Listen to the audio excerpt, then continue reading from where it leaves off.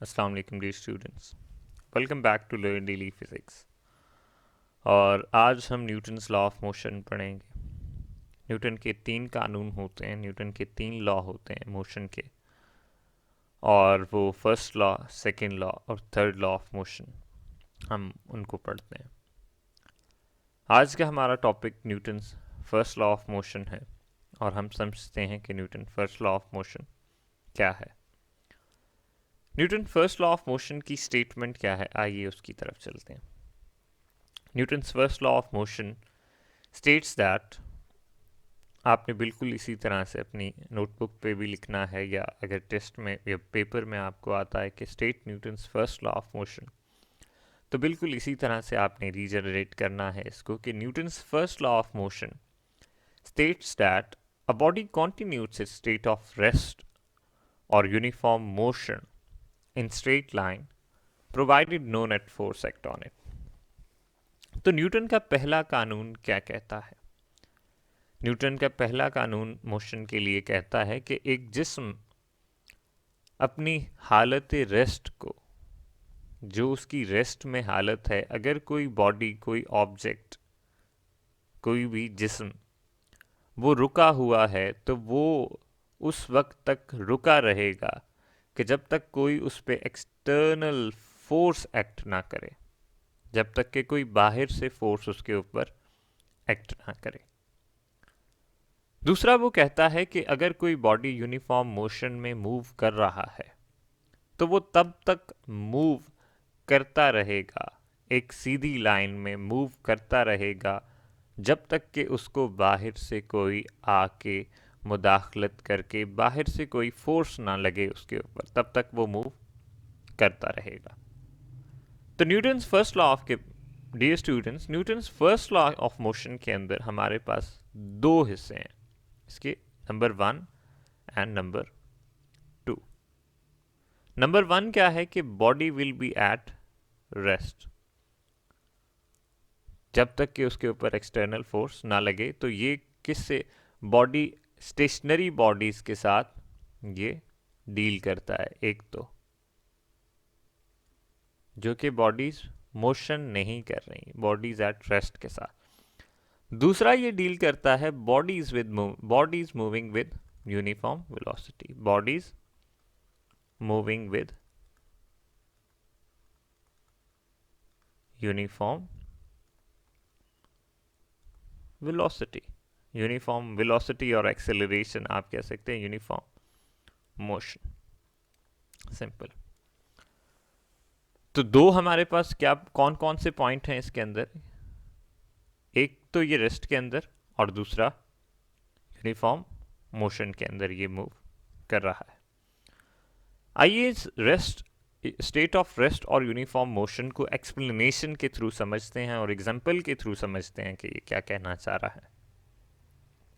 तो in the explanation हम कहते हैं कि Newton's first law of motion is also called law of inertia. Newton के इस कानून को हम लॉ ऑफ इनर्शिया भी कहते हैं, इनर्शिया का कानून भी कहते हैं। वो क्यों कहते हैं, हम इसको इनर्शिया का कानून क्यों कहते हैं? अगर हम इनर्शिया को देखें, इनर्शिया को पढ़ें, तो इससे पहले इनर्शिया की डेफिनेशन लिखी हुई है आपकी, अगर किताबों पे आप देखें तो, कि inertia is a property of a matter, inertia is a property of a body due to which it resists any kind of change in its state of rest or motion। inertia body की वो property होती है कि जिसकी वजह से वो अगर रेस्ट पे है तो वो चाहेगी कि मैं रेस्ट पे रहूं, वो अगर रुकी हुई है तो वो चाहेगी कि मैं हमेशा के लिए रुकी रहूं, जबकि वो अगर मूव कर रही है तो वो चाहेगी कि मैं हमेशा मूव करती रहूं।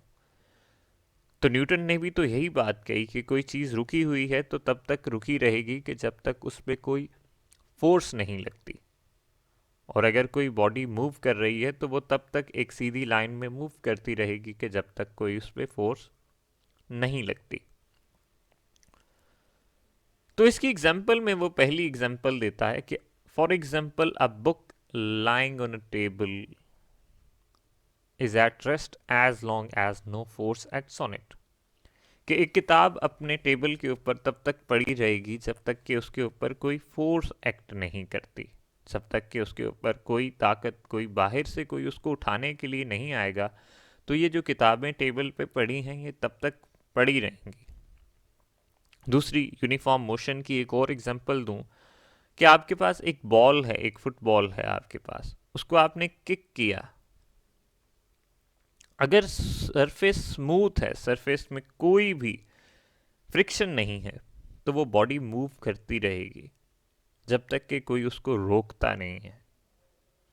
वो कहता है ball rolled on a rough surface ground stops earlier than that the rolled on a smooth ground.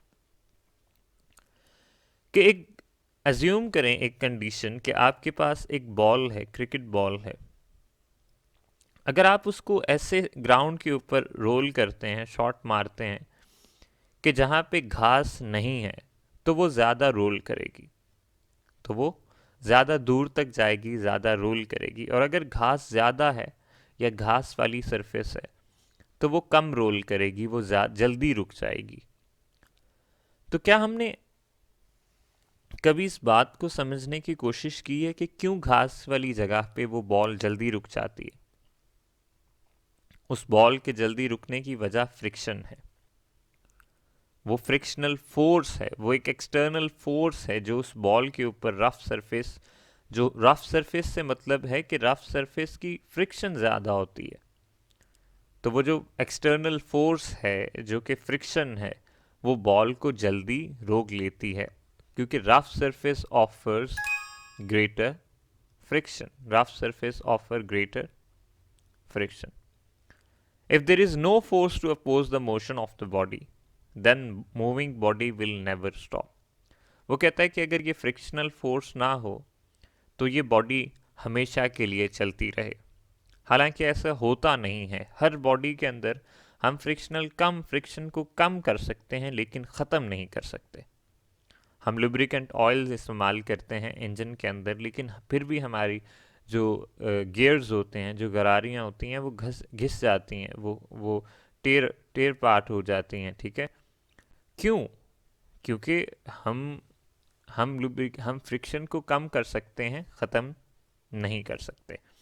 तो इसलिए कोई ना, बॉडी हमेशा के लिए नहीं चलती रहती, एक्चुअल प्रैक्टिकल केस के अंदर बॉडी रुक जाती है। नेक्स्ट हमारे पास न्यूटन फर्स्ट लॉ में से एक क्वेश्चन बनता है कि why a passenger standing in a bus fall backward when the driver starts the car suddenly. कि एक शख्स यहाँ पे मोबाइल इस्तेमाल कर रहा है, वो मोबाइल इस्तेमाल कर रहा है, उसने ऊपर से यहाँ से इसको हैंडल को नहीं पकड़ा हुआ, उसने इस हैंडल को नहीं पकड़ा हुआ, ड्राइवर ने एकदम से कार स्टार्ट की तो ये पीछे को गिर गया। ये जो इंसान, अहमक इंसान था जो मोबाइल में लगा हुआ था, ये पीछे को गिर गया। ये क्यों गिरा पीछे को? इसका जवाब Newton's first law of motion देता है। Newton first law of motion कहता है कि इनर्शिया की वजह से ये जो शख्स है, ये जो लड़का है, ये गिर गया। अब वो कैसे गिरा?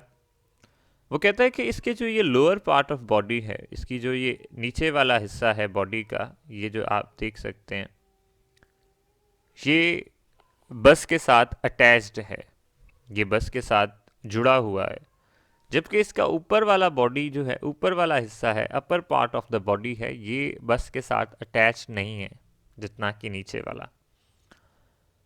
अब जैसे ही गाड़ी ने चलना शुरू किया तो इसका नीचे वाला जो हिस्सा था बॉडी का, वो गाड़ी के साथ चल पड़ा, वो गाड़ी के साथ आगे को चल पड़ा,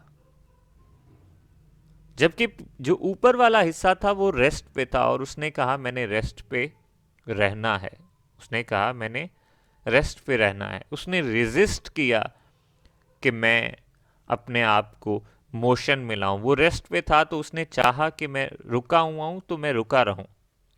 तो आपने देखा कि ये जो हिस्सा है इसकी बॉडी का, ये पीछे रह गया, ये इसने चाहा कि मैं रेस्ट पे रहूं। इसने क्या चाहा? कि मैं रेस्ट पे रहूं। आपको ये वाला जो हिस्सा है, इसने चाहा कि मैं रेस्ट पे रहूं, जबकि ये वाला जो हिस्सा था इसने चाहा कि मैं मोशन करूं, क्योंकि बस के साथ अटैच था। तो इस ये मूव कर गया जबकि ये पीछे रह गया। अगर एक कंडीशन होती कि इसने इस हैंडल को पकड़ा हुआ होता, इसने इस हैंडल को पकड़ा होता, इस हैंडल को यहां से पकड़ा होता, तो ये बॉडी इसकी नीचे से भी बस के साथ अटैच्ड होती और upper part of the body भी बस के साथ अटैच होता। ये नीचे से भी आगे को मूव कर जाता और आगे से भी, ऊपर से भी आगे को मूव कर जाता। तो इसकी वजह से ये गिरता नहीं, एक ही स्टेबल होके ये आगे को चल पड़ता। जैसे कि इसने ये मोबाइल इस्तेमाल कर रहा था तो इसको नहीं ख्याल रहा कि मैं ऊपर से इसको पकड़ लूँ हैंडल को, तो ये गिर गया। सेम केस होता है हमारे पास कि जब ड्राइवर सडनली ब्रेक लगाता है या गाड़ी सडनली से रुकती है, अचानक से रुकती है, कोई चीज़ आगे आ जाए, तो पैसेंजर्स या ड्राइवर आगे को जा लगता है, गाड़ी में आगे को जा लगता है। इसकी ये जो लोअर बॉडी होती है, लोअर बॉडी ये सीट के साथ अटैच्ड होती है, ये सीट के साथ अटैच्ड होती है, लेकिन अपर बॉडी लेविटेट कर रही होती है, हवा में होती है इसकी। तो लोअर बॉडी जो है वो रुक जाती है, वो रेस्ट में आ जाती है, जबकि ऊपर वाली बॉडी वो मोशन में रहती है। तो ये रेस्ट वाली पीछे को रह जाती है, जबकि ऊपर आगे वाली बॉडी वो मोशन इनर्शिया की वजह से, मोशन में होने की वजह से वो आगे को जा लगती है। तो हम इसमें लिखेंगे कि passenger standing in a bus fall forward. वो पूछता है अगर आपसे कि क्यों पैसेंजर जो हैं वो आगे को गिर जाते हैं जबकि ड्राइवर यकदम से ब्रेक लगाता है। तो the passenger standing in a बस fall forward when its driver applies the brake suddenly, because the upper part of their bodies tends to continue their motion while the lower part of their bodies in contact with the bus stop with it, hence they fall forward. I hope आपको इस question का answer मिल गया होगा और आपने first law of motion को भी अच्छे से समझ लिया होगा। आज के लिए इतना ही। Thank you very much for your time and take care of yourself. And if you've liked my video, just subscribe my channel and press the bell icon.